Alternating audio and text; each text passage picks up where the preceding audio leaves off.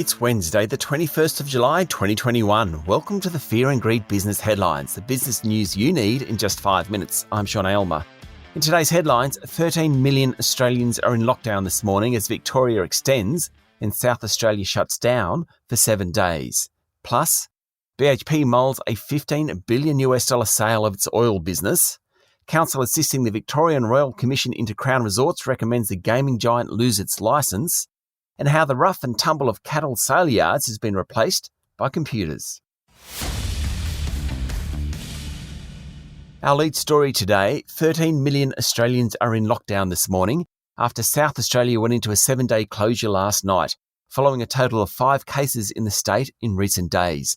Victoria's 5-day lockdown was due to end last night, but has been extended by a week after the state recorded 13 new cases yesterday.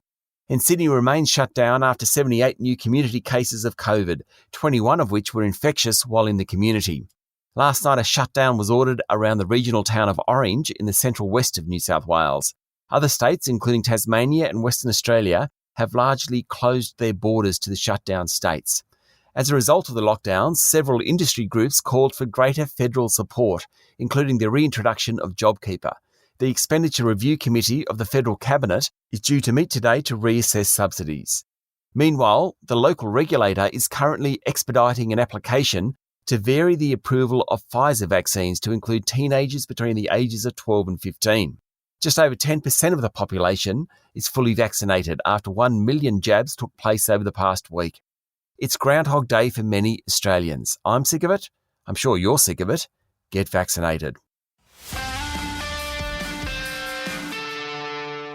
In overseas news, it was a much better night on Wall Street after the falls of 24 hours earlier. European markets also recovered with the FTSE and Stocks Europe 600 both ending higher. But Japan's Nikkei stock market is officially in correction territory after falling for a 5th straight day yesterday. It's now down more than 10% since February. The Delta variant of COVID-19 is quickly becoming the dominant strain across the United States, with cases rising. Health officials said a full reopening of the country may need to be delayed. The number of deaths from COVID each day is now 239, up nearly 50% from a week earlier. Almost half the country is fully vaccinated. And Jeff Bezos, the recently retired founder of Amazon, made it to space overnight, 105 kilometres above the Earth. Last week, Sir Richard Branson achieved altitude of 88 kilometres above terra firma. Both men are heading companies that want to make space tourism a thing.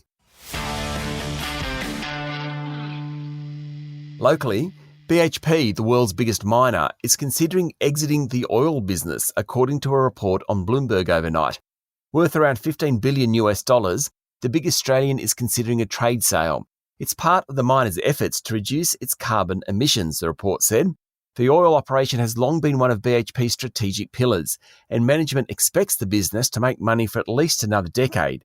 But its earnings contribution is well below that of iron ore and copper, and selling it now would help BHP reduce its carbon footprint.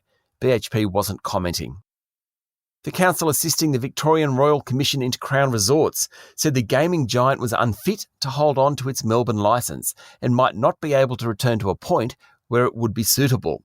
In his closing submission, Counsel Adrian Finanzio said he had little confidence in the group chair, Helen Coonan's ability to shepherd in change. He slammed Crown for systemic breaches of the law and highlighted allegations of a $270 million tax fraud and credit card fraud. Crown will put forward its final submission early next month before Commissioner Ray Finkelstein deliberates and makes his final recommendations. But there is a real possibility Crown will lose its licence or at least have it suspended. Explorer Oil Search is in hot water after rival Santos said that late last month it had put forward a merger proposal with the group to create a regional champion. The notification came just 24 hours after Oil Search's chair, Rick Lee, said the group had received no takeover approaches. That, at best, was misleading. Santos wanted to create a $23 billion oil and gas market leader.